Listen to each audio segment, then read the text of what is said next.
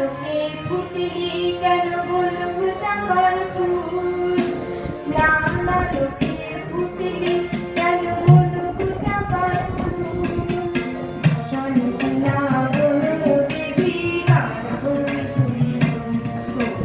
কার হবি তুই রান্না লোকে ফুটলি কেন বলবো চাঁপার ফুল সন্ধ্যা বলো দেবী কার হবি তুই কার হবি তুই